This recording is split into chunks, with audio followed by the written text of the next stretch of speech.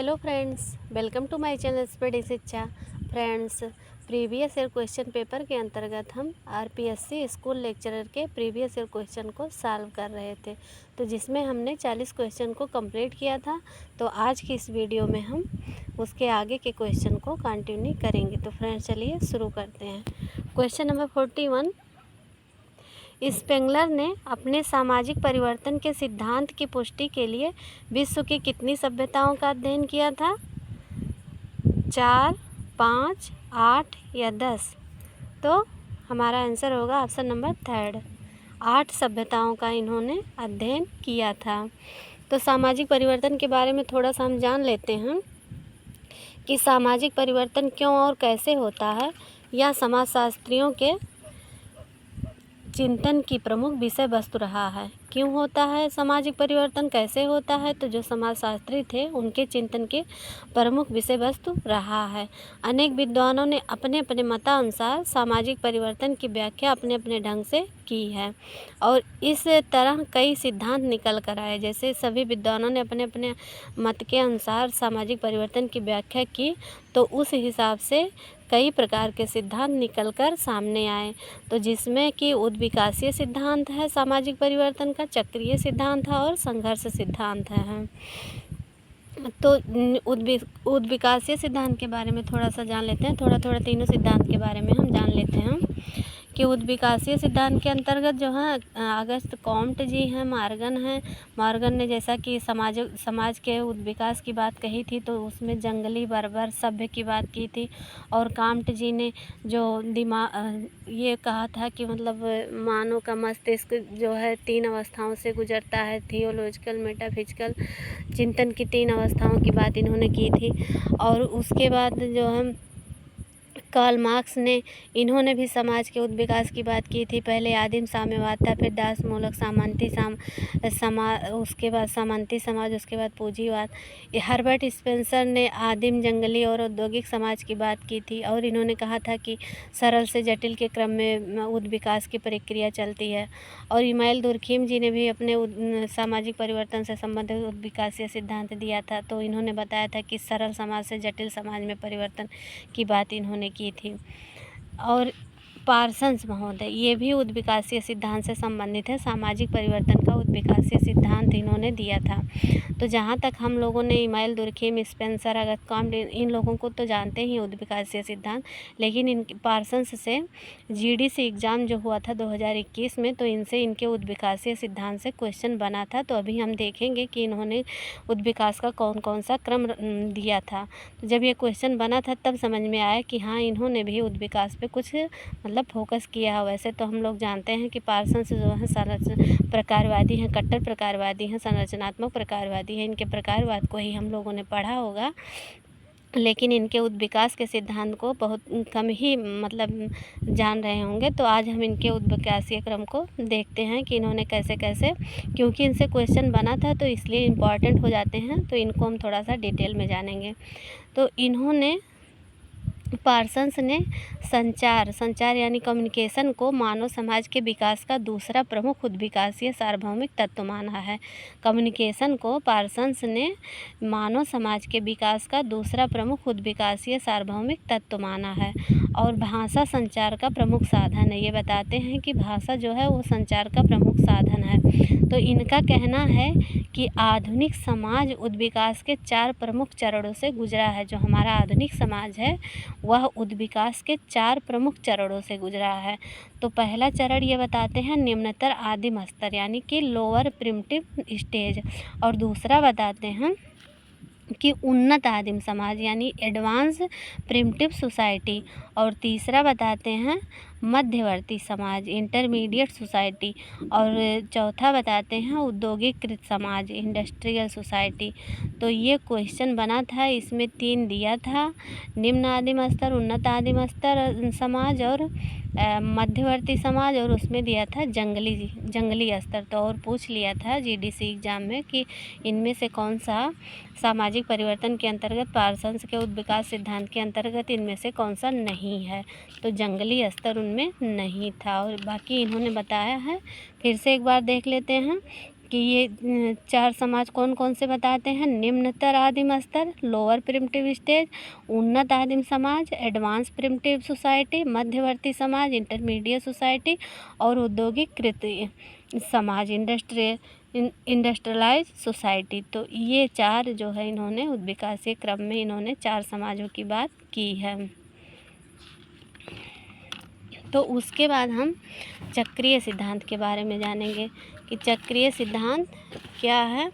तो यह सिद्धांत अन्य सिद्धांतों की तुलना में पुराना सिद्धांत माना जा सकता है, ऐसा मतलब कहा गया है या अनुमान लगाया गया है कि यह पुराना सिद्धांत माना जा सकता है, लेकिन मतलब ऐसा कह नहीं सकते हैं, बस माना जा सकता है। क्योंकि हिंदू धर्म में विभिन्न युगों की चर्चा की गई थी, जैसे कि त्रेता युग, कलयुग और सतयुग, द्वापर। तो इन सभी युगों की चर्चा जो है चक्रीय सिद्धांत के मतलब हिंदू धर्म में की गई थी, तो उसको चक्रीय सिद्धांत के अंतर्गत रखा जाता है। और प्राचीन यूनान में भी चक्रीय सिद्धांत की मान्यता रही है। प्लेटो ने भी इस बात की चर्चा की है। तो यहाँ पर एक बीको महोदय हैं, जियोवानी बीको महोदय, इनसे भी जीआईसी 2021 में क्वेश्चन बना था। तो अभी आगे हम देखेंगे कि कौन सा क्वेश्चन बना था। तो बीको, पैरेटो, स्पेंगलर, सोरोकिन, टाइनबी, ये सब जो हैं इनका मानना है कि समाज एवं संस्कृति सर्पिल गति से घूमती है। ये लोग मानते हैं कि समाज और संस्कृति जो है वह सर्पिलाकार गति से घूमती है। तो जो इटालियन दार्शनिक बीको थे, जियोवानी बीको, जो इटालियन दार्शनिक थे, इन्होंने कहा कि समाज का उद्विकास चक्रीय दिशा में होता है और कहा कि सामाजिक परिवर्तन सर्पिल प्रक्रिया से होता है। तो इनके सिद्धांत में सामाजिक उद्विकास और चक्रीय सिद्धांत दोनों बात एक साथ मिलती है। जैसा कि ये कहते हैं कि समाज का उद्विकास चक्रीय दिशा में होता है और सामाजिक परिवर्तन सर्पिल प्रक्रिया में होता है। तो चक्रीय की बात भी करते हैं और उद्विकास की बात भी ये करते हैं। तो इनके सिद्धांत में सामाजिक उद्विकास और चक्रीय सिद्धांत दोनों बातें एक साथ मिलती हैं। तो इनका कहना है कि समाज जो है सहयोग के निम्नतर व्यवस्था यानी लोअर आर्डर से उच्चतर व्यवस्था हायर ऑर्डर की ओर बढ़ता है। इनका कहना है कि समाज में जो समाज जो है वह सहयोग के निम्नतर व्यवस्था यानी लोअर आर्डर से उच्चतर व्यवस्था हायर आर्डर की ओर बढ़ता है और फिर सर्पिल गति से वहीं पहुंच जाता है। मतलब ऐसे चक्र, ऐसे सर्पिलाकार, ऐसे सर्किल घूमता रहता है। पहले उच्च से निम्न जाएगा, फिर निम्न से उच्च जाएगा। तो इनका चिंतन जो है कांट से बहुत पहले का है। जो अगस्त कॉम्ट जी थे उनसे बहुत पहले का इन्होंने अपना ये कॉन्सेप्ट दिया था, अपना विचार दिया था। तो इसलिए बोगार्ट्स महोदय इन्हें समाजशास्त्र का जनक कहते हैं। अब ये बात हमारे यहाँ बताने का तात्पर्य ये था कि बोगार्ट्स महोदय से मैंने देखा कि पीजीटी के एग्ज़ाम में जो 2016 का जो फॉर्म भरा गया था और एग्ज़ाम हुआ था 2019 से, शायद 19 में हुआ था एग्ज़ाम, तो उसमें भी बोगार्ट्स से क्वेश्चन आया था। तो ये स्पेंसर पे इन्होंने एक टिप्पणी की थी कि स्पेंसर के सिद्धांतों ने काफ़ी विवाद उत्पन्न किया। तो ऐसे करके इनकी एक टिप्पणी पूछी गई थी कि ये किसका है, तो बोगार्ट्स का है। और फिर उसके बाद 2020-21 में क्वेश्चन आया था बोगार्ट्स से। इन्होंने राधा कमल मुखर्जी के ऊपर कुछ अपना स्टेटमेंट दिया था। तो इसलिए हमने ये लाइन यहाँ पे रखा कि ये जियोवानी बीको को कहते हैं समाजशास्त्र का जनक कहते हैं, क्योंकि जियोवानी बीको ने अगस्त कॉम्ट से पहले ही अपने ये विचार सहयोग की बात और समाज के चक्रीय परिवर्तन की बात की थी। तो इसलिए ये इनको समाजशास्त्र का जनक कहते हैं। अच्छा, जो 2021 जीआईसी में बीको से क्वेश्चन बना था तो उसको हम देख लेते हैं कि ये क्वेश्चन था कि सहयोग की सर्वप्रथम व्यवस्थित व्याख्या किसने की। सहयोग की जो कोऑपरेशन होता है, जो हम लोग सोशल प्रोसेस पढ़े होंगे उसमें सहयोग, संघर्ष, आत्मीकरण ये सब पढ़े होंगे। तो जो सहयोग की बात है, केवल सहयोग कोऑपरेशन की, तो सर्वप्रथम व्यवस्थित व्याख्या किसने की। तो ये क्वेश्चन बना था जीआईसी 2021 में, तो वो व्याख्या की थी जियोवानी बीको ने। जैसा कि अभी हमने इनके चक्रीय सिद्धांत में देखा, तो ये की मतलब ये क्या कहते हैं कि समाज जो है सहयोग के, मतलब समाज जो है सहयोग के निम्नतर व्यवस्था से उच्चतर व्यवस्था की ओर बढ़ता है। तो यही सहयोग की बात इन्होंने सर्वप्रथम की थी। तो वही क्वेश्चन बना था। और ये क्वेश्चन एक क्वेश्चन और भी बना था कि कौन समाज के सर्पिल परिवर्तन की बात करता है, सामाजिक परिवर्तन के सर्पिल प्रक्रिया की बात कौन करता है, तो वो भी बी को करते हैं। तो इनसे 2 क्वेश्चन बने थे जो कि मोस्ट इम्पॉर्टेंट हैं। तो स्पेंगलर को अब हम देखते हैं कि स्पेंगलर ने क्या सिद्धांत दिया था चक्रीय परिवर्तन के अंतर्गत, सामाजिक परिवर्तन के चक्रीय सिद्धांत के अंतर्गत। तो स्पेंगलर की एक बुक थी the decline of the west, जो कि 1926 में लिखी गई। तो उसमें इन्होंने कहा कि संस्कृति का विकास जो होता है वो चक्रीय रीति से होता है और यह दुनिया के 8 संस्कृतियों के अध्ययन पर आधारित है। इनका जो चक्रीय सिद्धांत है वह दुनिया के 8 संस्कृतियों के अध्ययन पर आधारित है। तो वो 8 संस्कृतियों का अध्ययन कौन कौन सी 8 संस्कृतियों का अध्ययन इन्होंने किया था, तो Egyptian, Mesopotamian, Hindu, Chinese, classical या इसको अपोलोनियन भी कहते हैं, और अरेबियन और मयान और वेस्टर्न। तो ये 8 संस्कृतियों का उल्लेख इन्होंने किया था। और इन्होंने कहा था कि आदिम जातीय समाज का विश्लेषण करने का प्रयास नहीं किया। इन्होंने आदिम जातीय समाज का विश्लेषण करने का प्रयास नहीं किया। क्यों नहीं किया? कि ये कहते हैं कि आदिम जातीय समाज इतिहास विहीन है। मतलब वो कहते हैं कि आदिम जाति जो है उनका कोई इतिहास ही नहीं है, इसलिए उनके समाज का विश्लेषण इन्होंने नहीं किया है। और ये संस्कृति की तुलना सावयव से करते हैं। सावयव जो ऑर्गेनिक होता है, ऑर्गेनिक, तो उससे जो है उसकी संस्कृति की तुलना सावयव से करते हैं। और कहते हैं, एक डेफिनेशन देते हैं, अपनी परिभाषा क्या देते हैं ये, कि संस्कृति सावयव की तरह है और विश्व इतिहास इसकी सामूहिक जीवनी है। संस्कृति जो है सावयव की तरह है और विश्व इतिहास इसकी सामूहिक जीवनी है। तो ये स्टेटमेंट, इस पर क्वेश्चन बना भी है। तो ये स्पेंगलर ने दिया है। और इनका कहना है कि जैसे व्यक्तियों के जीवन में उत्थान पतन होता है, वैसे संस्कृति का भी उत्थान पतन होता है। तो जैसे व्यक्ति की जीवन चक्र चलता है, जैसे व्यक्ति पहले बचपना आता है, फिर युवा आता है, परिपक्वता आता है, उसके बाद बुढ़ापा आता है, तो वैसे संस्कृति भी गुजरती है, जो कि और जो मतलब जैसे व्यक्ति का गुजरता है, जीवन चक्र चलता है, वैसे संस्कृति भी गुजरती है। तो जो कि संस्कृति की तुलना ये ऋतुओं से स्पष्ट करते हैं। जो ऋतुएं होती हैं तो संस्कृति की तुलना ये ऋतुओं से करते हैं।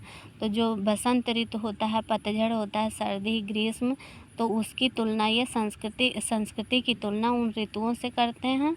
और ये मतलब तब उसकी तुलना उससे करते हैं, ऋतुओं से करते हैं कि जैसे बसंत के बाद पतझड़ आता है, फिर सर्दी आता है, फिर ग्रीष्म आता है, तो ये फिर उसके बाद फिर बसंत आता है। मतलब ये प्रक्रिया ऐसे चक्र की तरह चलती रहती है। तो ये कहते हैं, उससे संस्कृति को स्पष्ट करने के लिए इन्होंने ऋतुओं का सिद्धांत, चक्रीय सिद्धांत बताया था। और ये कहते हैं कि किसी भी संस्कृति का जीवन लगभग 1000 साल का होता है। क्वेश्चन नंबर 42, किसने सामाजिक गतिशीलता को प्रायोजित एवं प्रतियोगी में वर्गीकृत किया है? R Turner, S M. Miller, P. Worsley या पीटर सोरोकिन? तो किसने किया है प्रायोजित एवं प्रतियोगी में वर्गीकृत सामाजिक गतिशीलता को? तो आर टर्नर ने किया है। सामाजिक गतिशीलता क्या है? सामाजिक गतिशीलता जो है समाज शास्त्र का प्रमुख विषय वस्तु है और प्रत्येक समाज में गतिशीलता पाई जाती है। कोई भी ऐसा समाज नहीं है जिसमें गतिशीलता ना पाई जाती हो। तो समाज शास्त्री गतिशीलता के अध्ययन में रुचि 3 कारणों से लेते हैं। 3 कारणों से लेते हैं, तो वो कौन कौन से 3 कारण हैं जिसमें समाजशास्त्री रुचि लेते हैं गतिशीलता के अध्ययन में? तो प्रथम कारण है कि सामाजिक गतिशीलता के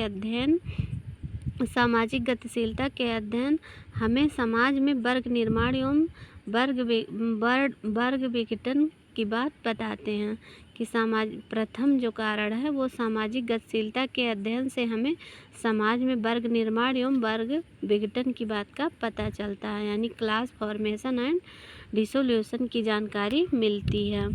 और गिड्डेंस महोदय हैं, ये गिड्डेंस महोदय हैं, तो और इनकी एक परिभाषा बहुत ही इम्पोर्टेंट है, ये देते हैं सामाजिक गतिशीलता से संबंधित। तो इनकी परिभाषा है कि जिस समाज में गतिशीलता जितनी कम होती है उस समाज में वर्ग एकात्मकता उतनी ही अधिक होगी।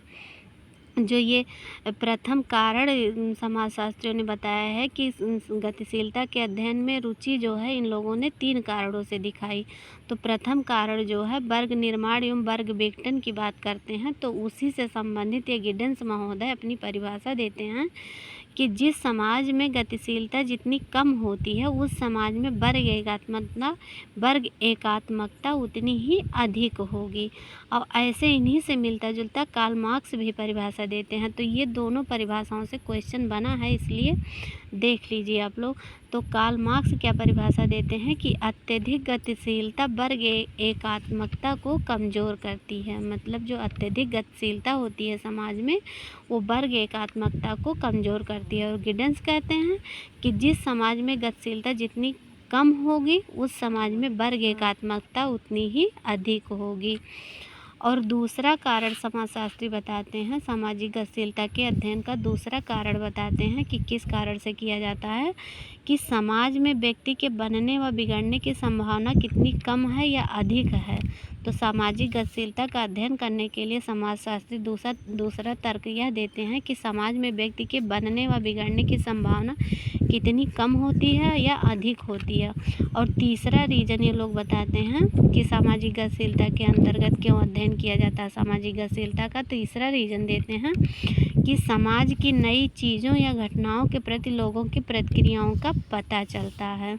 तो ये 3 रीज़न बताते हैं कि जिससे कि सामाजिक गतिशीलता का अध्ययन किया जाता है। तो सामाजिक गतिशीलता के प्रकार विभिन्न विद्वानों ने सामाजिक गतिशीलता के अपने अपने प्रकारों को डिवाइड किया है और उनको विद्वानों ने बताया है। तो उन लोगों को भी हम देख लेते हैं। जैसा कि यहाँ पर हमने प्रायोजित एवं प्रतियोगी का वर्गीकरण देखा, तो आर टर्नर ने किया था। तो हॉरिजॉन्टल सोशल मोबिलिटी और वर्टिकल सोशल मोबिलिटी, तो ये सोरोकिन का है और ये कई बार एग्जाम में क्वेश्चन बना है इनका। ये काफ़ी चर्चित क्वेश्चन हो चुका है कि हॉरिजॉन्टल सोशल मोबिलिटी और वर्टिकल यानी कि क्षैतिज गतिशीलता और ऊर्ध्व गतिशीलता किसकी है, तो वो सोरोकिन की है। और एक वर्गीकरण है उदग्र गतिशीलता, क्षैतिज गतिशीलता और विभेदात्मक गतिशीलता। तो ये किसका है, उदग्र गतिशीलता, क्षैतिज गतिशीलता और विभेदात्मक गतिशीलता। तो ये रुडोल्फ एवं रुडोल्फ का है। और प्रजनक प्रवासी व प्रौद्योगिक गतिशीलता, तो ये किसका है, प्रजनक प्रवासी व प्रौद्योगिक गतिशीलता। तो ये वर्गीकरण जोसेफ ए क्राल का है। और अंतरपीढ़ीगत व्यावसायिक गतिशीलता, अंतःपीढ़ीगत व्यावसायिक गतिशीलता, तो ये वर्गीकरण किसका है, यानी इंटर जनरेशनल ऑक्यूपेशनल मोबिलिटी और इंट्रा जनरेशनल ऑक्यूपेशनल मोबिलिटी। तो ये लिप्सेट एवं बेनेडिक्ट का वर्गीकरण है। और प्रायोजित गतिशीलता और प्रतिस्पर्धात्मक, ये तो हमने देखा कि ये टर्नर का है। तो ये सब वर्गीकरण विभिन्न विद्वानों ने दिया है। और क्षैतिज गतिशीलता और पार्श्व गतिशीलता, ये गिडिंग्स का वर्गीकरण है। क्षैतिज गतिशीलता और पार्श्व गतिशीलता, तो ये गिडिंग्स का वर्गीकरण है। तो अगला क्वेश्चन है क्वेश्चन नंबर 43। डॉक्टर की परिस्थिति में केवल उसके चिकित्सा अधिकारी के प्रति भूमिका ही नहीं बल्कि नर्सों, मरीजों, वार्ड बॉय इत्यादि के प्रति भूमिकाओं में शामिल होने को किस अवधारणा से समझा जा सकता है। तो परिस्थिति पुंज, क्रिया पुंज, भूमिका पुंज या परिस्थिति अनुक्रम। तो किससे समझा जा सकता है, आंसर होगा भूमिका पुंज यानी कि रोल सेट से समझा जा सकता है। भूमिका जो है, भूमिका को देख लेते हैं कि जो रोल है, वह परिस्थिति का गतिशील या व्यवहारिक पहलू है। जैसा कि हम लोगों ने जानते हैं कि परिस्थिति एवं भूमिका की डिटेल से चर्चा राल्फ लिंटन महोदय ने किया है। तो यहाँ पे भूमिका को देख लेते हैं कि जो रोल होता है वह परिस्थिति का गतिशील पहलू है। यदि किसी का व्यक्ति की कोई परिस्थिति होती है तो जब वो उस परिस्थिति के अनुसार अपनी भूमिकाओं का पालन वह करता है तो उसी को भूमिका कहा जाता है। तो भूमिका जो है वह परिस्थिति का गतिशील या व्यवहारिक पहलू है।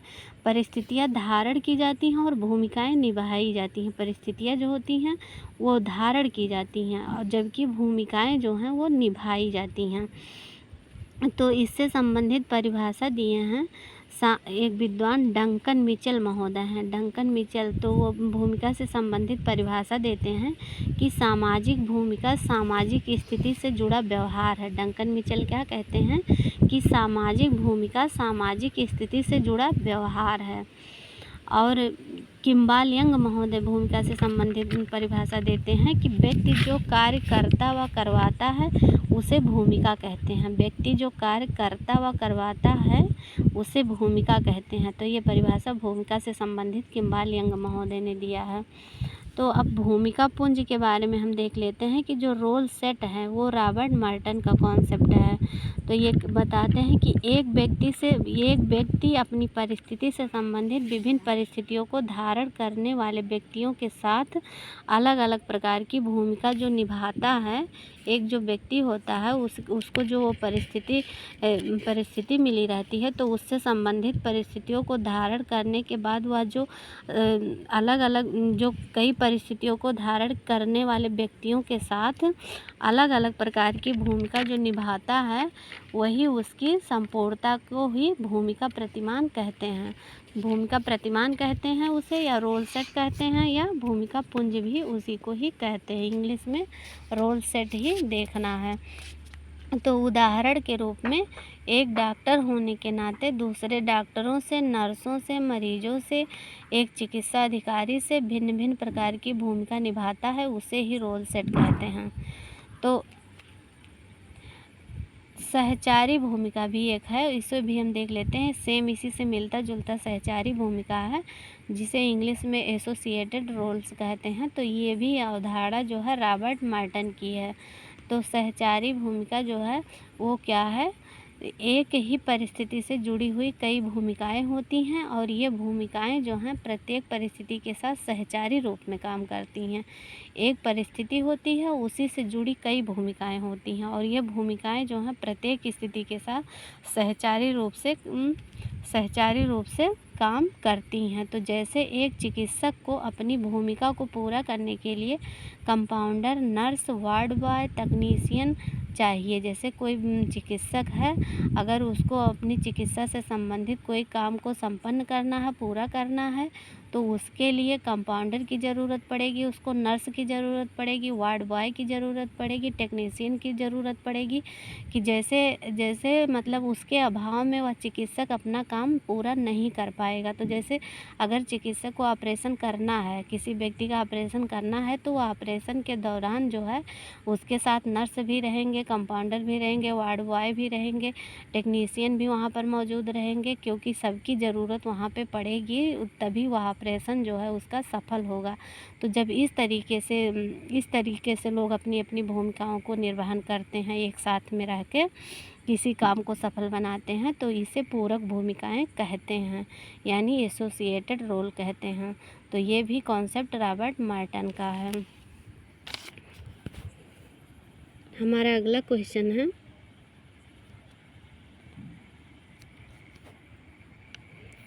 Question number 44। कार्ल मैनहीम ने सामाजिक नियंत्रण को किन दो भागों में विभक्त किया है? सकारात्मक और नकारात्मक नियंत्रण, प्रत्यक्ष और अप्रत्यक्ष नियंत्रण, औपचारिक और अनौपचारिक नियंत्रण, संगठित और असंगठित नियंत्रण। तो हमारा आंसर है प्रत्यक्ष एवं अप्रत्यक्ष नियंत्रण। ये कार्ल मैनहीम ने सामाजिक नियंत्रण के अंतर्गत इन्होंने 2 वर्गीकरण बताए हैं। तो नियंत्रण जो है समाज में आरंभिक अवस्था से ही विद्यमान रहा है। ऐसा नहीं है कि जो ये नियंत्रण व्यक्तियों पर लगाया जाता है, समाज द्वारा नियंत्रण जो लगाया जाता है वह समाज में आरंभिक अवस्था से ही विद्यमान रहा है।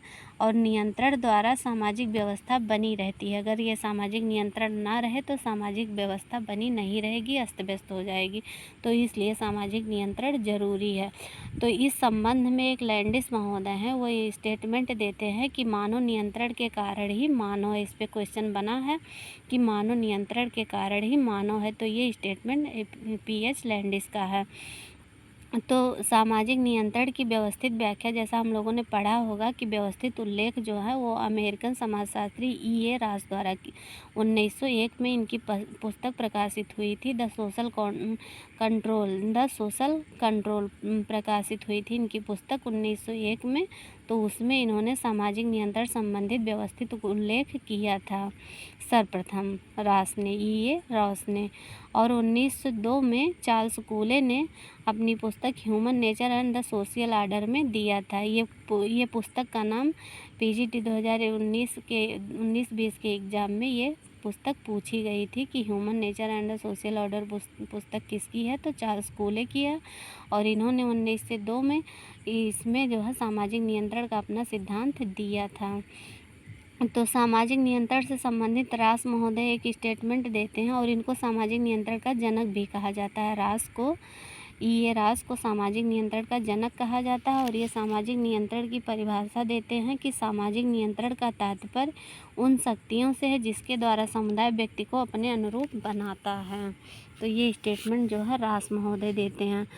तो कई प्रकार के वर्गीकरण बताए गए हैं नियंत्रण के, और विभिन्न विद्वानों ने अपना अपना वर्गीकरण दिया है। तो जैसा पर यहाँ पे हमने देखा कि कार्ल मैनहीम का जो है प्रत्यक्ष अप्रत्यक्ष नियंत्रण है। तो ये सब भी हम देख लेते हैं कि संगठित असंगठित, औपचारिक अनौपचारिक, सकारात्मक नकारात्मक, ये सब किसका है।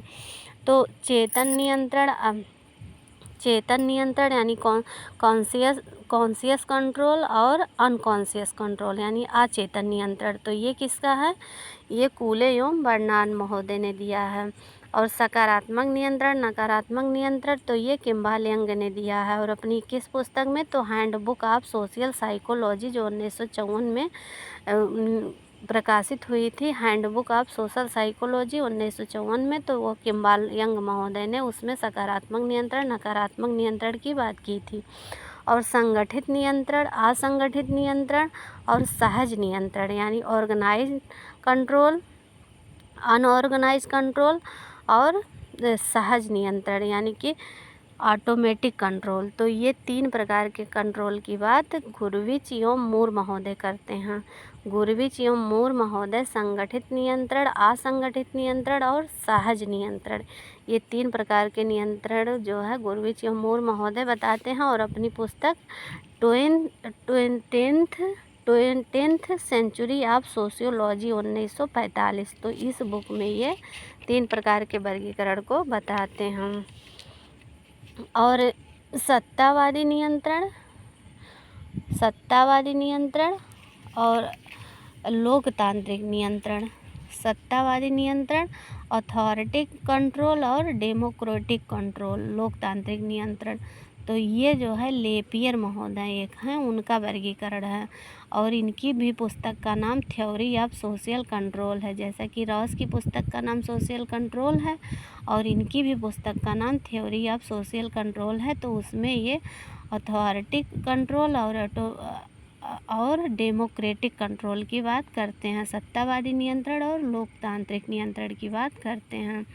और औपचारिक नियंत्रण अनौपचारिक नियंत्रण, ये मतलब फॉर्मल कंट्रोल और इनफॉर्मल कंट्रोल, तो ये 2 प्रकार के नियंत्रण की बात बोगार्ट्स और वीरस्टीड महोदय करते हैं।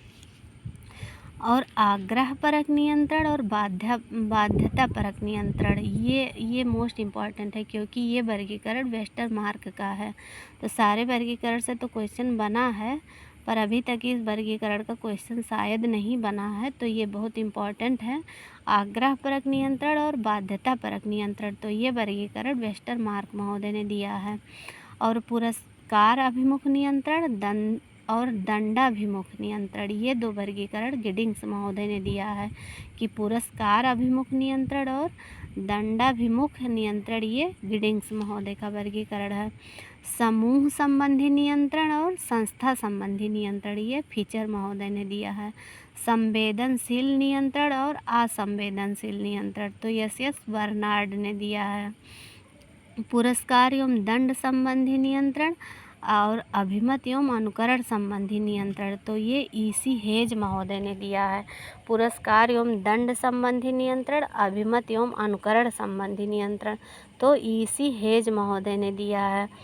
अच्छा, अब एक है जीएच फिक्टर महोदय, तो ये अपने में सभी फिट कर लिए हैं। इन्होंने क्या क्या सिद्धांत दिया है?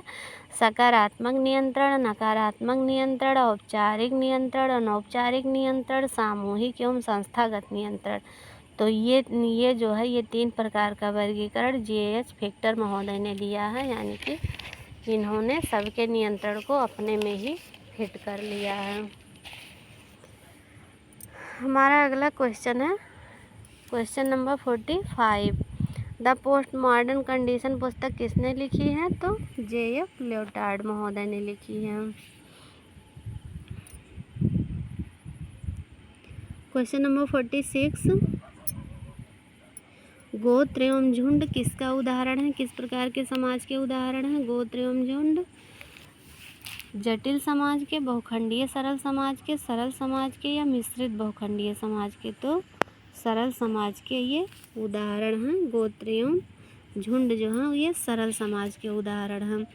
तो ये सरल समाज, सरल मिश्रित समाज, दोहरे मिश्रित समाज, ये जो वर्गीकरण है ये हर्बर्ट स्पेंसर महोदय ने दिया था। तो उसको हम देख लेते हैं कि संगठन श्रेणी के आधार पर समाज के स्तरों को इन्होंने 4 भागों में बांटा है। संगठन श्रेणी के आधार पर समाज के 4 स्तर को हर्बर्ट स्पेंसर महोदय ने बांटा है। तो वो 4 स्तर हैं। पहला सरल समाज, दूसरा सम्मिश्र समाज, सरल समाज यानी सिंपल सोसाइटी, सम्मिश्र समाज यानी मिक्स्ड सोसाइटी, और दोहरे सम्मिश्र समाज यानी डबल मिक्स सोसाइटी, और तिहरे सम्मिश्र समाज ट्रिपल मिक्स सोसाइटी। तो ये 4 प्रकार के जो है समाज की बात करते हैं। तो पहले सरल समाज में ये बताते हैं कि उसमें यायावर मतलब जो होते हैं घुमंतु, पहले जो घूमते रहते थे इधर उधर मनुष्य यहाँ से वहाँ, और शिकारी की तरह इधर उधर घूमते रहते थे, और फिर झुंड में चलते रहते थे। झुंड, तो ये सब जो है ये इन्होंने सरल समाज के अंतर्गत रखा। शिकारी और झुंड, तो इसको इन्होंने सरल समाज के अंतर्गत रखा।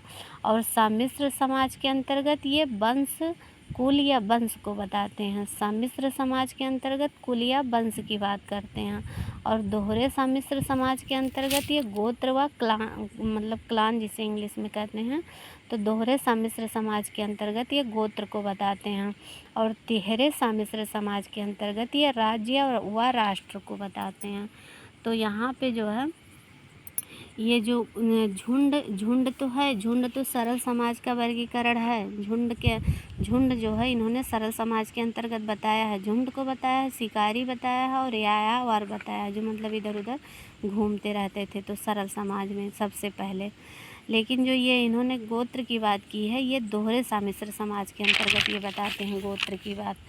तो यहाँ पे केवल इनका सरल समाज है, इसलिए गोत्र एवं झुंड दोनों को ही सरल समाज के अंतर्गत रखा गया है।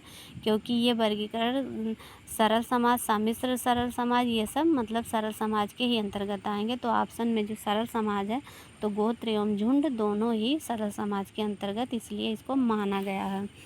बाकी अगर अलग से पूछा गया होता तो सरल समाज के अंतर्गत ये झुंड और यावर शिकारी इनको बताते हैं, और सम्मिश्र समाज के अंतर्गत कुल या वंश को बताते हैं, और दोहरे सम्मिश्र समाज के अंतर्गत गोत्र को बताते हैं, और तिहरे सम्मिश्र समाज के अंतर्गत राज्य एवं राष्ट्र को बताते हैं। तो और ये कहते हैं कि सरल समाज में परिवार जो है, सरल समाज में परिवार सम्मिश्र में परिवारों से मिलकर कुल बनते हैं। सरल समाज में तो परिवार रहता है सरल समाज के अंतर्गत, लेकिन उसके बाद सम्मिश्र समाज में जो है परिवारों से मिलकर कुल बन जाते हैं, मतलब एक कुल बन जाता है। जब कई परिवार इकट्ठा होते हैं तो वो एक कुल बना लेते हैं, कुल या वंश जिसे कहते हैं। और दोहरे सम्मिश्र में ये कुल जो है कई कुल मिलकर जनजातीय समूह होते हैं, एक जनजातीय समूह बन जाता है। और तिहरे सम्मिश्र समाज में ये जनजातीय समूह मिलकर राष्ट्र और राज्य का निर्माण करते हैं, जैसा कि इस समय वर्तमान में हमारा समाज है। और ये उद्विकास की 3 अवस्थाओं की बात करते हैं। हर्बर्ट स्पेंसर जो है उद्विकास की 3 अवस्थाओं की बात करते हैं। आदिम समाज, जंगली समाज और औद्योगिक समाज, यानी प्रिमिटिव सोसाइटी, सेवेज सोसाइटी और इंडस्ट्रियल सोसाइटी। तो ये उद्विकास की 3 अवस्थाओं की बात हर्बर्ट स्पेंसर करते हैं। क्वेश्चन नंबर 47, आधुनिक नौकरशाही सत्ता का उदाहरण है। किस प्रकार की सत्ता का उदाहरण है? जो आधुनिक ब्यूरोक्रेसी है, मॉडर्न ब्यूरोक्रेसी जो है, इसमें किस प्रकार की सत्ता का एग्जाम्पल है? तो वैधानिक, क्रांतिकारी, यांत्रिक या परंपरागत। हमारा आंसर ऑप्शन नंबर फर्स्ट वैधानिक, यानी कि जो लीगल सत्ता है उसके अंतर्गत नौकरशाही को रखा गया है। मैक्स वेबर की ये अवधारणा रही है, तो हम देख लेते हैं उसको कि प्रभुत्व एवं शक्ति। मैक्स वेबर ने प्रभुत्व एवं शक्ति की अवधारणा दी थी। डोमिनियन एंड पावर की बात ये करते हैं कि उसमें कहते हैं, उसके संबंध में ये बताते हैं कि शक्ति का प्रयोग समाज की संरचना को स्पष्ट करने के लिए इन्होंने किया। मैक्स वेबर ने शक्ति का प्रयोग जो है वो समाज की संरचना को स्पष्ट करने के लिए किया। और उसके संदर्भ में ये बताते हैं कि इस शक्ति का संबंध जो है एक व्यक्ति द्वारा दूसरे के आचरण पर अपनी इच्छा थोपने की संभावना से है। शक्ति से क्या तात्पर्य है, जो ये पावर है उससे क्या तात्पर्य है कि जब एक व्यक्ति होता है वह दूसरे के ऊपर, दूसरे के आचरण पर अपनी इच्छा को ज़बरदस्ती थोपता है, तो उसे शक्ति कहते हैं। और प्रभुत्व किसे कहते हैं? प्रभुत्व मतलब डोमिनियन किसे कहते हैं? तो इससे तात्पर्य जो है वो स्वामी जिसे आदेश देने की शक्ति प्राप्त होती है। कोई स्वामी होता है जिसे आदेश देने की शक्ति प्राप्त होती है। तो इसमें 2 पक्ष होता है, एक आदेश देने वाला और दूसरा आदेश मानने वाला। तो जो प्रभुत्व होता है उसमें 2 पक्ष होता है, एक आदेश देता है और दूसरा आदेश मानता है। तो ये स्टेटमेंट देते हैं मैक्स वेबर शक्ति और प्रभुत्व से संबंधित, यानी पावर एंड डोमिनियन से संबंधित जो इन्होंने अपनी अवधारणा दी है, तो उस संबंध में एक स्टेटमेंट देते हैं कि वह शक्ति जिसे सामाजिक वैधता प्राप्त हो जाती है प्रभुत्व कहते हैं, और इसे ही सत्ता भी कहते हैं। वह शक्ति जिसे सामाजिक वैधता प्राप्त हो जाती है। जब किसी व्यक्ति के पास कोई शक्ति प्राप्त होती है, लेकिन जब तक उसे सामाजिक रूप से वैधता नहीं प्राप्त होती है तब तक वह जो है सत्ता में परिवर्तित नहीं होती है। लेकिन जैसे ही वह सामाजिक वैधता उसको प्राप्त हो जाती है, वह शक्ति जो है वह सत्ता में परिवर्तित हो जाती है। तो वेबर 3 प्रकार की शक्ति या सत्ता बताते हैं। 3 प्रकार की शक्ति या सत्ता बताते हैं। शक्ति मतलब पावर या सत्ता, यानी या अथॉरिटी की बात करते हैं।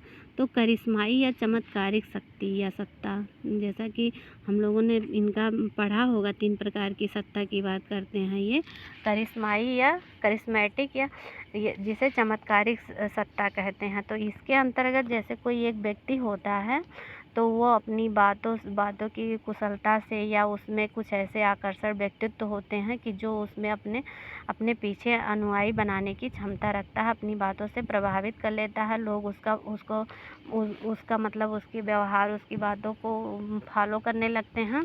तो इसके अंतर्गत जो है इन्होंने करिश्माई सत्ता को रखा है कि जैसे कि महात्मा गांधी थे तो उनके बहुत सारे अनुयायी थे और उनकी बातों को मानते थे। जैसे दलाई लामा हुए या कोई धार्मिक गुरु होते हैं तो उनके अंदर ऐसी चमत्कारिक शक्ति होती है, ऐसी मतलब पावर होती है कि वो अपना अनुयायी बनाने की क्षमता रखते हैं। तो उसको इन्होंने करिश्मेटिक सत्ता के अंतर्गत कहा है। और दूसरी ये परंपरागत सत्ता की बात करते हैं, ट्रेडिशनल अथॉरिटी की बात करते हैं। तो उसके अंतर्गत परंपरागत सत्ता के अंतर्गत कि जैसे मतलब कोई राजा है, राजा का लड़का उसको विरासत में परंपरागत रूप से उसको राज्य सत्ता मिलती है। तो जैसे इंग्लैंड की महारानी का उदाहरण दिया जाता है कि उनकी जो है वहाँ परंपरागत सत्ता मतलब राजा के बाद महारानी के बाद ही उनका ही वंशज जो है वहाँ शासन करता है। तो ऐसी जो सत्ता होती है उसे परंपरागत सत्ता कहते हैं। लेकिन जो ये विधिक या तार्किक सत्ता है, लीगल रेशनल अथॉरिटी जो है वह यह सत्ता ऐसी है कि यह वह सत्ता है जो देश या समाज के संविधान या कानून से अपनी शक्ति प्राप्त करता है। ये देश के संविधान या कानून से अपनी शक्ति प्राप्त करता है, जो विधिक तार्किक सत्ता है। इसमें ना कोई व्यक्ति और ना किसी परंपरा बल्कि नियम का महत्व होता है। जो ये वैधानिक या लीगल सत्ता है, इसमें किसी व्यक्ति का कोई चमत्कार नहीं मायने रखता और ना ही परंपरागत तरीके से जो सत्ता हासिल वो भी नहीं मायने रखता है, बल्कि इसमें नियमों द्वारा चुना गया व्यक्ति, नियमों द्वारा जो चुना जाता है व्यक्ति, जो नियम संविधान द्वारा बनाए जाते हैं और उन नियम के हिसाब से जो व्यक्ति चुना जाता है तो वह ही इस सत्ता का उपयोग करता है और उसका निष्कासन भी नियमों के द्वारा होता है। जैसे नियमों के तहत उसकी भर्ती की जाती है तो और नियमों के तहत ही उसको उस पद से हटाया भी जाता है। तो जैसे नौकरशाही, ब्यूरोक्रेसी को इन्होंने बताया। तो ब्यूरोक्रेसी मतलब जो होता है, जो मतलब नौकरशाही आजकल है कि मतलब जो परीक्षा पास करते हैं IAS PCS या जो लीगल तरीके से परीक्षा पास करके और जो महत्वपूर्ण पदों पर जाते हैं तो वही जो व्यवस्था है उसे ही नौकरशाही कहा जाता है। तो ब्यूरोक्रेसी के बारे में देख लेते हैं हम कि ब्यूरोक्रेसी जो है ये ब्यूरो प्लस क्रेसी से मिलकर बना है। तो जिसका तात्पर्य है कि ब्यूरो का तात्पर्य कार्यालय है और क्रेसी का तात्पर्य तंत्र या शासन से है। अर्थात कार्यालय का तंत्र या शासन, कार्यालय का तंत्र या शासन। ब्यूरोक्रेसी का मतलब कार्यालय का तंत्र या शासन है। तो किसी भी प्रतिष्ठान को जब कोई कार्यालय चलाता है, किसी भी प्रतिष्ठान या संस्थान हो जब उसको कोई कार्यालय चलाता है या उसके अधिकारी चलाते हैं तो उसी व्यवस्था को नौकरशाही कहते हैं। और यह एक तार्किक प्रक्रिया के रूप में नौकरशाही की बात करते हैं। वेबर कहते हैं कि एक तार्किक प्रक्रिया के रूप में नौकरशाही की बात वेबर करते हैं। जो नौकरशाही है वह एक तार्किक प्रक्रिया है, वेबर बताते हैं। और नौकरशाही से संबंधित कुछ लोग अपना एक दिए हैं, स्टेटमेंट दिए हैं और क्वेश्चन बना है तो उनको देख लेना यहाँ पे ज़रूरी है कि कौन जो है नौकरशाह बनाने की डिग्री की बात करता है। नौकरशाह बनाने की डिग्री की बात कौन करता है तो गोल्डनर महोदय करते हैं। और नौकरशाही को औपचारिक अनौपचारिक संरचना किसने कहा है तो पीटर प्लाऊ ने कहा है। और नौकरशाही का सर्वप्रथम उल्लेख किसने किया है तो डी गोरने ने किया है। और मर्टन जो हैं वो नौकरशाही को कर्मकांडीय कहते हैं। नौकरशाही को कर्मकांडीय रिचुअलिज्म कहते हैं क्योंकि इसमें साधन जो हैं वो संस्थागत होते हैं लेकिन लक्ष्य जो है समाज के अनुरूप नहीं होते हैं। इसमें जो लक्ष्य होता है वह समाज के अनुरूप नहीं होता है लेकिन जो साधन होता है वह संस्थागत होते हैं। जैसे कि मर्टन का हम लोगों ने पढ़ा होगा विचलन की बात, वो 5 प्रकार के विचलन की बात करते हैं। समायोजन की बात करते हैं कि व्यक्ति समाज में समायोजन 5 तरीक़ों से करता है, तो जिसमें उन्होंने कन्फर्मिटी बताते हैं और इनोवेशन बताते हैं, रिबेलियन बताते हैं, रिटेरिज्म बताते हैं, रिचुअलिज्म बताते हैं। तो उसमें जो इन्होंने रिचुअलिज्म की बात की है, कर्मकांडीय की बात की है, तो उसकी बात ये नौकरशाही से बताते हैं। उसको नौकरशाही को बताते हैं कि मर्टन जो है नौकरशाही को कर्मकांडीय बताते हैं जिसमें जो रिचुअलिज्म होते हैं, क्योंकि वो जो संस्थागत साधन है उसको तो मानते हैं लेकिन लक्ष्य उनका समाज के अनुरूप नहीं होता है। अर्थात नियमों के पालन को ही लक्ष्य मान लेते हैं वो लोग। जो ब्यूरोक्रेसी में जो नियम होते हैं उन्हीं के पालन को ये लोग अपना लक्ष्य मान लेते हैं, जिससे सामूहिक लक्ष्य पीछे छूट जाता है। तो ऐसा मर्टन कहते हैं। हमारा अगला क्वेश्चन है क्वेश्चन नंबर 48। प्रकल्पना एक कामचलाऊ अनुमान है। तो ये परिभाषा किसकी है? प्रकल्पना एक कामचलाऊ अनुमान है। तो ये परिभाषा जो है PH मन्न की है। परिकल्पना क्या है? तो सामाजिक अनुसंधान में उपकल्पना का महत्वपूर्ण स्थान है और ये अनुसंधानकर्ता के दिशा निर्देश करती हैं और किसी भी अध्ययन के पूर्व अध्ययन के संबंध में अध्ययनकर्ता द्वारा घटना या समस्या के संबंध में बनाई गई एक धारणा है। जो एक रूपरेखा बनाते हैं कोई रिसर्च करने से पहले, तो उसी को ही उपकल्पना कहते हैं। तो उपकल्पना एक अनुमानात्मक कथन है या मन का है। उपकल्पना एक कामचलाऊ निष्कर्ष है या लुंडबर्ग कहते हैं। एक उपकल्पना एक प्रास्थापना है, ये बोगार्ट्स कहते हैं। उपकल्पना एक प्रास्थापना है जिसका परीक्षण किया जाना है, तो ये बोगार्ट्स महोदय कहते हैं। हमारा अगला क्वेश्चन है क्वेश्चन नंबर 49। कम्युनिटी शाब्दिक दृष्टि से किन दो शब्दों से मिलकर बना है? तो कम प्लस म्यूनिस से मिलकर बना है। समुदाय जो है ये अंग्रेजी शब्द कम्युनिटी जो है वो लैटिन भाषा के दो शब्दों से मिलकर बना है, कम तथा म्यूनिस से मिलकर बना है, जिसका अर्थ होता है कि सबके साथ मिलकर सहयोग करना, यानी टू सर्व टुगेदर, यानी कि सबके साथ मिलकर सहयोग करना। हमारा अगला क्वेश्चन है क्वेश्चन नंबर 50।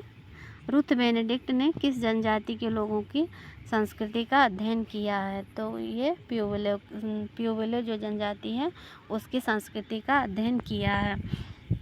तो इनको हम देख लेते हैं क्योंकि ये बहुत इम्पॉर्टेंट है। रुथ बेनेडिक्ट, इन्होंने संस्कृति के प्रतिमान के आधार पर, जैसा कि हम लोग जानते हैं कि इन्होंने कल्चर पैटर्न की बात की है, तो इन्होंने संस्कृति के प्रतिमान के आधार पर सांस्कृतिक तत्वों के संगठन की प्रकृति को समझाने का प्रयास किया और इनका सांस्कृतिक प्रतिमान के आधार पर संस्कृति एकीकरण या संगठन का विचार कला व सौंदर्य शास्त्र के क्षेत्र से प्रभावित होता है। इन्होंने जो सांस्कृतिक प्रतिमान का अपना वो दिया है, कॉन्सेप्ट दिया है, तो उसका आधार जो है वो संस्कृति एकीकरण या संगठन का विचार कला व सौंदर्य शास्त्र के क्षेत्र से प्रभावित होता है।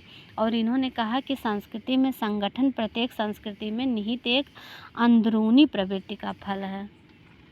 अंदरूनी प्रवृत्ति का फल है। इन्होंने कहा कि संस्कृति में जो संगठन है वो प्रत्येक संस्कृति में निहित एक अंदरूनी प्रवृत्ति, टेंडेंसी जिसे अंदरूनी हिंदी में कहते हैं, इंग्लिश में टेंडेंसी कहते हैं, तो ये बताते हैं उसका फल है। और इसे ही इन्होंने संस्कृति की आत्मा कहा है। जो व्यक्ति का अंदरूनी प्रवृत्ति है उसी को इन्होंने संस्कृति की आत्मा कहा है। तो इन्होंने सांस्कृतिक आत्मा के कारण ही संस्कृति में संगठन विकसित होता है। इनका कहना है कि सांस्कृतिक आत्मा के कारण ही संस्कृति में संगठन विकसित होता है। तो इन्होंने दो भिन्न आत्माओं को बताया है, जैसा कि जो है ये संस्कृति संगठन जो है ये अंदरूनी प्रवृत्ति का फल है, और जो अंदरूनी प्रवृत्ति है इसे ही इन्होंने संस्कृति की आत्मा कहा है। और संस्कृति आत्मा के कारण ही संस्कृति में संगठन विकसित होता है। तो इन्होंने दो भिन्न आत्माओं को बताया है, एक अपोलोनियन और एक डायनोसियन। इससे भी क्वेश्चन बना है कि अपोलोनियन और डायनोसियन की बात कौन करता है? तो रुथ बेनेडिक्ट ने।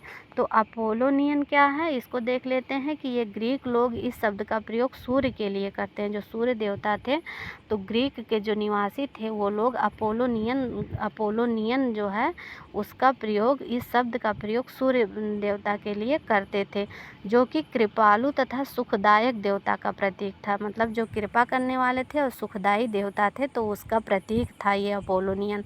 तो बेनेडिक्ट का अपोलोनियन जो है वो सांस्कृतिक आत्मा से तात्पर्य उस संस्कृति से जिसमें 7 गुण प्रधान हों। बेनेडिक्ट का जो अपोलोनियन की बात ये करते हैं, तो वो इनका कहना है कि उस सांस्कृतिक आत्मा से है, उसका तात्पर्य उस सांस्कृतिक आत्मा से है कि जिस संस्कृति में 7 गुण प्रधान हो, तो उसे ही ये अपोलोनियन के अंतर्गत अपोलोनियन बताते हैं। और डायनोसियन क्या है? इसके विपरीत कष्टदायी देवता है। जैसा कि सुखदायी देवता का प्रतीक अपोलोनियन है, लेकिन डायनोसियन जो है यह इसके विपरीत है और यह कष्टदायी देवता है, जिसमें हिंसा, विलास इत्यादि के गुण मौजूद थे। तो डायनोसियन जो है वो हिंसावादी प्रवृत्ति की संस्कृति है। हिंसावादी लोग वहाँ पे मतलब रहते हैं, उन लोगों का स्वभाव रहता है। तो अपने इस कथन को इन्होंने स्पष्ट करने के लिए बेनेडिक्ट ने अमेरिका के दक्षिणी पश्चिमी भाग में प्यूबिलो संस्कृति को बताया। इन्होंने जो ये डायनोसियन की बात करते हैं, तो उसको स्पष्ट करने के लिए अमेरिका के दक्षिणी पश्चिमी भाग में प्यूबिलो जनजाति जो पाई जाती है, तो उसमें उनमें जो संस्कृति पाई जाती है तो उसको बताया, जिसमें इन्होंने कहा कि प्यूबिलो की संस्कृति में इन्होंने बताया कि अपोलोनियन सांस्कृतिक आत्मा का प्रतिनिधित्व करती थी, जिसमें सहनशीलता, सज्जनता, सहयोग, मैत्री, भाईचारा आदि के गुण थे।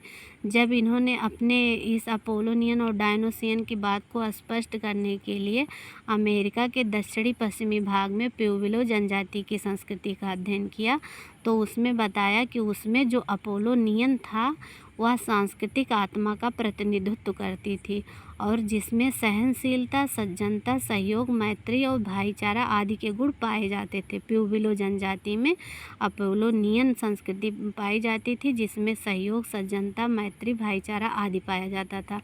अतः इस संस्कृति में पलने वाले व्यक्ति के व्यक्तित्व भी इसी प्रकार के थे।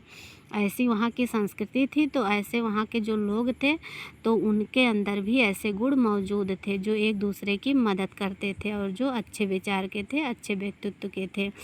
और इंडोनेशिया की अलोर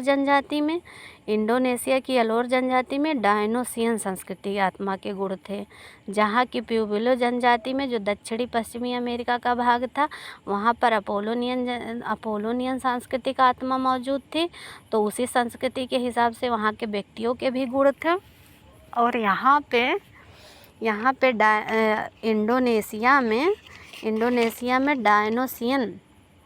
इंडोनेशिया में अलोर जनजाति में डायनोसियन संस्कृति आत्मा के गुण पाए जाते थे।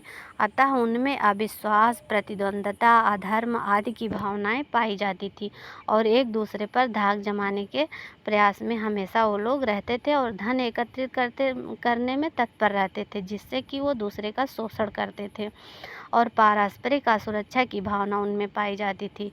और डोबो जनजाति का भी इन्होंने अध्ययन किया था, तो इसमें भी डायनोसियन आत्मा का प्रतिनिधि मानी जाती है। इसमें भी डायनोसियन आत्मा की कल्चर जो है वहाँ पर पाई जाती थी डोबो जनजाति में। अलोर और डोबो जनजाति में डायनोसियन सांस्कृतिक आत्मा पाई जाती थी और प्यूबुलो जनजाति में वहाँ पे अपोलोनियन सांस्कृतिक आत्मा की बात की थी।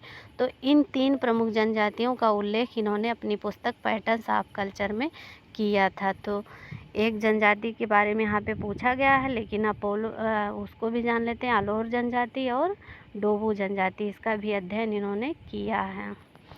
तो फ्रेंड्स, इसके साथ आज की वीडियो को हम समाप्त करते हैं। बाकी के जो क्वेश्चन है उसको हम जल्दी कंप्लीट कराने का प्रयास करेंगे, क्योंकि कुछ फ्रेंड्स का कहना है कि मैम इस प्रैक्टिस सेट को जल्दी से ख़त्म करवा दीजिए। तो अगली वीडियो में हम जो है इसको कंप्लीट कराने का प्रयास करेंगे।